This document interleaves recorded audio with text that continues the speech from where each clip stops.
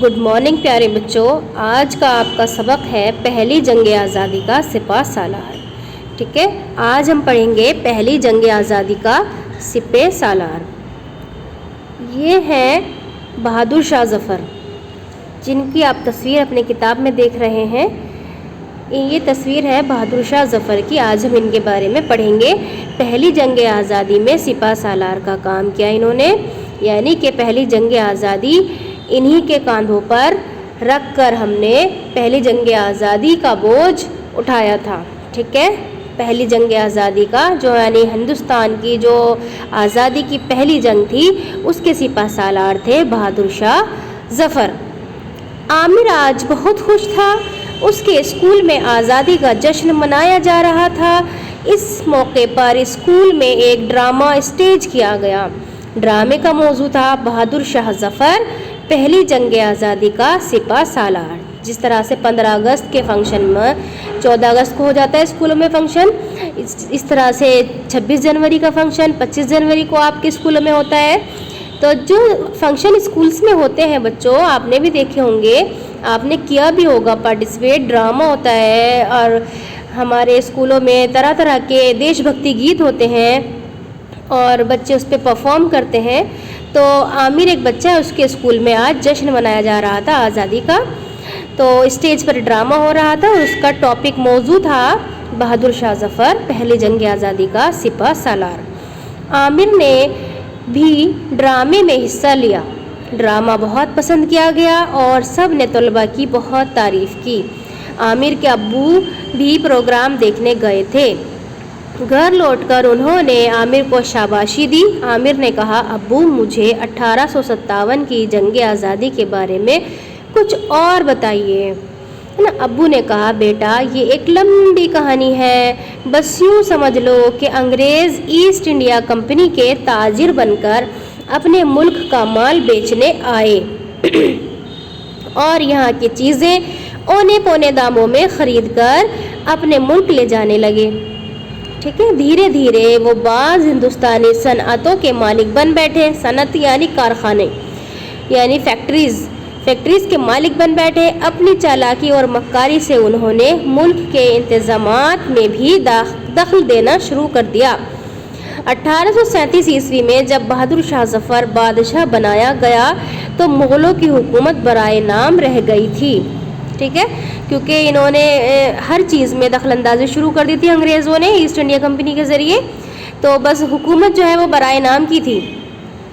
आम तौर पर ऐलान किया जाता था, मुल्क बादशाह का हुक्म कंपनी बहादुर का। ठीक है, मुल्क बादशाह का हुक्म कंपनी बहादुर का, है ना। आमिर ने हैरत ज़दा होकर कहा, अब्बू तो बादशाह अंग्रेज़ों की बात मानते ही क्यों थे?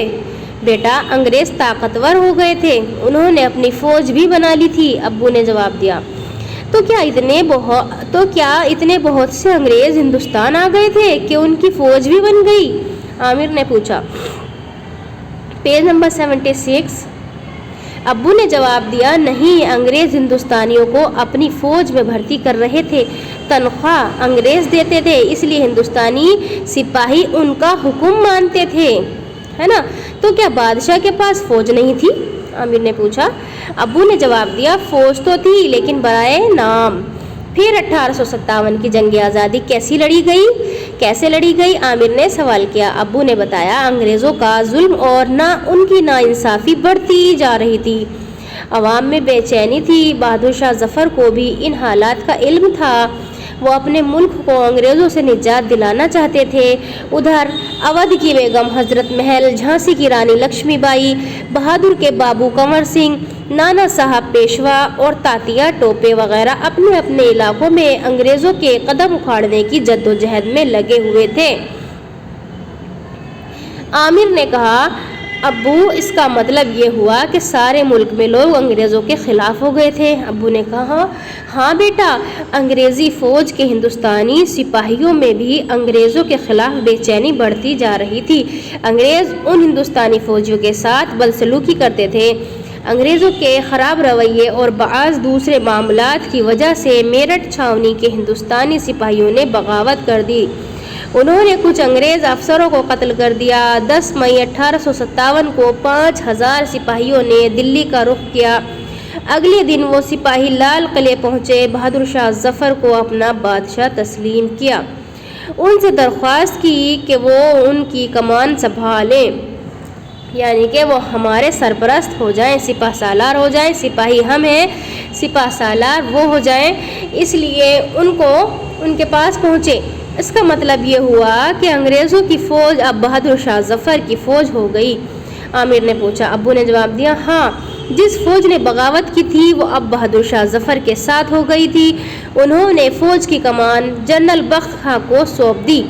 ان کی سربراہی میں ہندوستانی فوجیوں نے انگریزوں کو دلی سے بھگا دیا۔ تو پھر یہ جنگ ناکام کیوں ہوئی، ہے نا؟ انہوں نے کیا کیا؟ ہندوستانی فوجیوں نے انگریزوں کو دلی سے بھگا دیا۔ تو عامر پوچھ رہا ہے، عامر نے پوچھا تو پھر یہ جنگ ناکام کیوں ہوئی؟ ابو نے بتایا، اس لیے کہ انگریزوں کی فوجیں دلی کے باہر مورچے بنائی ڈٹی رہیں۔ انگریز اپنی فوجی طاقت بڑھانے میں لگے رہے۔ وہ ہندوستان پر مکمل حکومت کے خواب کو ادھورا نہیں چھوڑنا چاہتے تھے، یعنی وہ ہندوستان پر پوری حکومت کرنا چاہتے تھے۔ اچھا بچوں، جس طرح 1857 میں انگریزوں کے خلاف بغاوت ہوئی، بہت زبردست بڑے پیمانے پر ہوئی، اگر یہ کامیاب ہو جاتی تو ہمارا ملک 1947 کو نہیں بلکہ 1857 کو ہی آزاد ہو جاتا، ہے نا؟ اگر یہ بغاوت کامیاب ہو جاتی، لیکن جو 1947 کو ہمارا ملک آزاد ہوا، اس کی جڑ، اس کی بنیاد 1857 کو ہی رکھی گئی۔ لوگوں میں جوش ولولہ، کچھ کرنے کی چاہت، انگریزوں کو نکال پھینکنے کی جو قوت انسانوں کے اندر آئی، جو دماغوں میں ان کے کشش پیدا ہوئی، وہ 1857 کی بغاوت سے ہی پیدا ہوئی۔ اور اس بغاوت نے، اس ودروہ نے بہت زیادہ سپورٹ کیا، لوگوں کو بہت طاقت دی، بہت زیادہ ان کے حوصلے بلند کیے کہ ہمیں آزادی مل سکتی ہے نا؟ اب ہم کتاب میں پڑھتے ہیں کہ ابو نے بتایا، اس لیے کہ انگریزوں کی فوجیں دلی کے باہر مورچے بنائے ڈٹی رہیں، انگریز اپنی فوجی طاقت بڑھانے میں لگے رہے، وہ ہندوستان پر مکمل حکومت کے خواب کو ادھورا نہیں چھوڑنا چاہتے تھے، ان کے جاسوس شہر میں پھیلے ہوئے تھے اور ہندوستانی فوج کی پل پل کی خبریں انگریزوں کو پہنچا رہے تھے۔ ہندوستانی سپاہیوں نے 5 مہینے تک ڈٹ کر انگریزوں کا مقابلہ کیا، لیکن یہ فوج منظم نہ تھی۔ ٹھیک ہے، ہندوستانی فوجیوں نے کوشش تو بہت کی، 5 مہینے تک انگریزوں کا مقابلہ بھی کیا، لیکن یہ فوج جو ہے پوری طریقے سے منظم نہیں تھی۔ ان کے پاس وسائل کی بھی کمی تھی، یعنی آلات، سامان، اوزار، ہتھیار، کھانا پینا، سب وسائل کہتے ہیں ان سب چیزوں کو، ان کی بھی کمی تھی۔ اس وجہ سے انگریز دلی پر دوبارہ قبضہ کرنے میں کامیاب ہو گئے۔ اوہو، تو اس وجہ سے یہ جنگ ناکام ہوئی، عامر نے کہا۔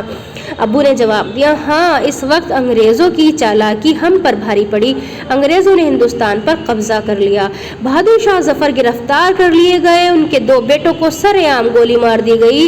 انگریزوں نے آزادی کی اس جنگ کو غدر کا نام دیا نا، غدر کے غداری کرنے والے جو غدر کرتے ہیں، تو انگریزوں نے ہندوستان کو اپنے ہی دیش کے لیے غدار بنا دیا نا، غلط نام دیا۔